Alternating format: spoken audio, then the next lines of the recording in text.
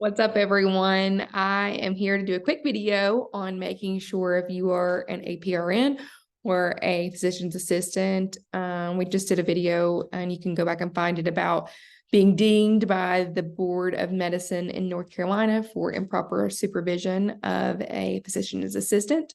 One of the things that I'm finding out more and more is how much a hospital or a doctor's office really does for the medical community in taking care of their licensure and making sure that things are documented properly. So if you're out on this new med spa venture, there's probably some things that fall on you that you haven't had to deal with in the past. And one of those is, of course, making sure that you have the proper contract in place if you are one of those mid-level providers that has a supervising physician or collaborating physician or medical director, or whatever you call it, the doctor physician who is overseeing your practice. You of course have the contract in place, but most states require that you update that within your licensure portal itself. And I'm finding out that people really don't know this, because I believe, I've never been inside of a hospital in their legal department, but I believe the hospital just fills it out and does it for you. And so very often you don't know that you've been doing it all along. So we're going to walk through Tennessee's portal today. Your state will likely have something super similar, and if nothing else, then you can reach out to the board that governs you, whether it's the Board of Medicine or the Board of Nursing, and ask some questions about how you get that documented properly on the licensure website. So let me share this screen with you.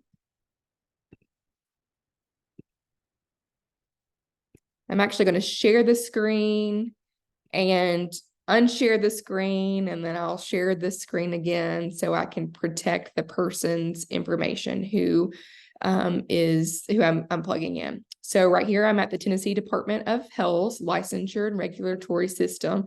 So this is where you go in to change your collaborating physician. You can also change your address, your name, all kinds of things in there. So let me stop sharing momentarily so I can plug in this information. And I am going to zoom so you cannot see the person's name. Although I bet they really wouldn't care, but just to be sure. So let's share the screen again.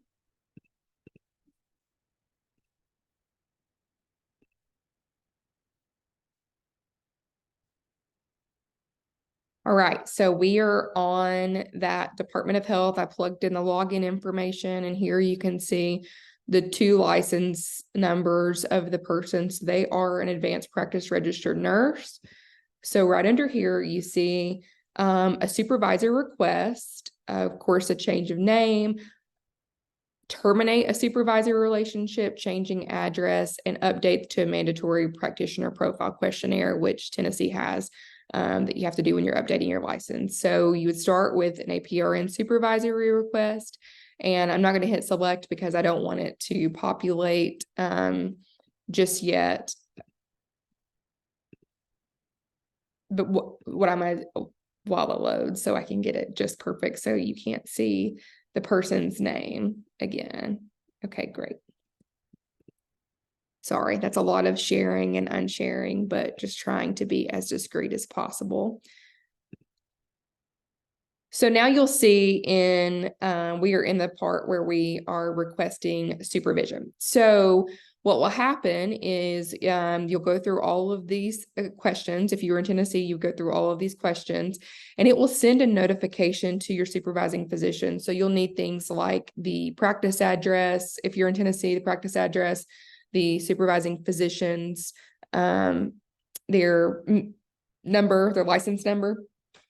The board will populate, or the portal will populate that, and you'll see the physician's name, and it will send them a notification to them, and they will have to accept it on their end. And so the same thing, if you want to, you go back a page, and you can go where you can remove a physician as your supervising physician.